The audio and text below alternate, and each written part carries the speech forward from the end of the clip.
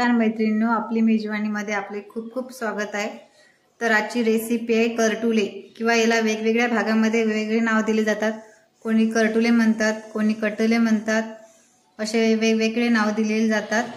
ही भाजी पावसाळ्यातच मिळते, रानभाजी आहे, खूप औषधीची आहे, खायलाच पाहिजे। हे मी स्वच्छ पाण्याने धुवून घेतलेली आहे। हे बघा असे काटे काटे असतात। आता मी याला कापून घेते। मी धुवून घेतलेले आहे स्वच्छ पाण्याने, आता कापून घेते।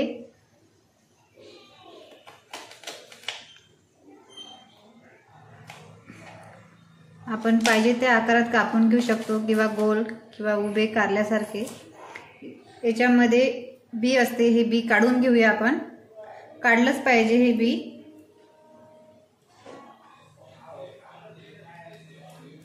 कवळे असले त्याच्यात बी नसते, काही काही याच्यात बी असते, ते काढून घेऊया कारल्यासारखं। हे बघा मैत्रिणींनो, आपण सगळे करटुले कापून घेतलेले असे। तर आता आपल्या रेसिपीला सुरुवात करूया। या भाजीला तेल जास्त टाकते, 2 चम्मच घेतलेले आहे मी तेल। भाजी सुकी करायची ना, हे तेलामध्ये छान होते भाजी, आपण पाणी नाही टाकू, त्यामुळे मी जास्त तेल घेतलेलं आहे। तेल गरम होऊ देऊ आपण। गरम झालेलं आहे तर आपण 1 चम्मच मोहरी टाकूया। मोहरी छान तडतड फुटू द्यायची।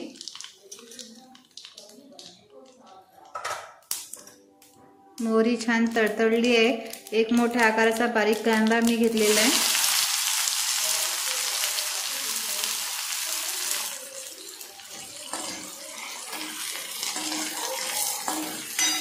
तेलामध्ये फ्राय करून घेऊया, छान कांदा होऊ दे आपला लाल।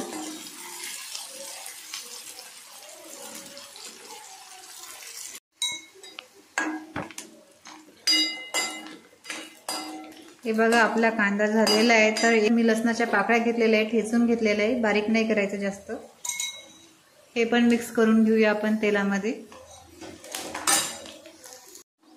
हे आपला कांदा लसण झालेला आहे। आता मी 1 चम्मच हळद टाकते। हळद 1 चम्मच, लाल तिखट 3 चम्मच,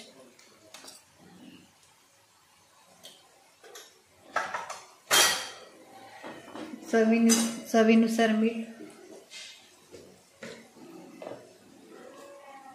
1 चम्मच।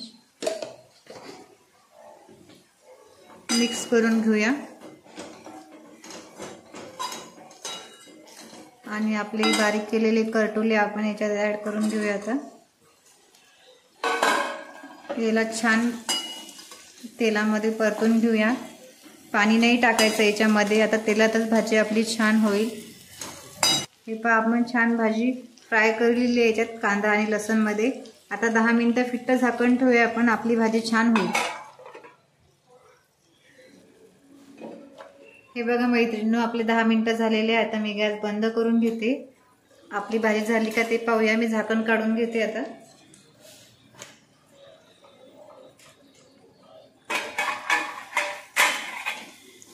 भाजी छान झालेली आहे आपली,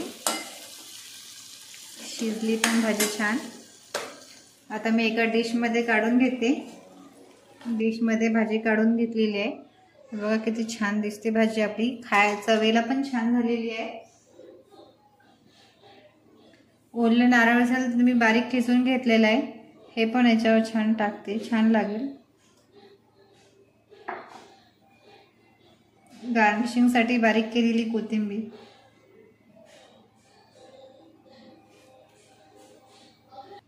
ही बघा आपली छान भाजी तयार झालेली आहे।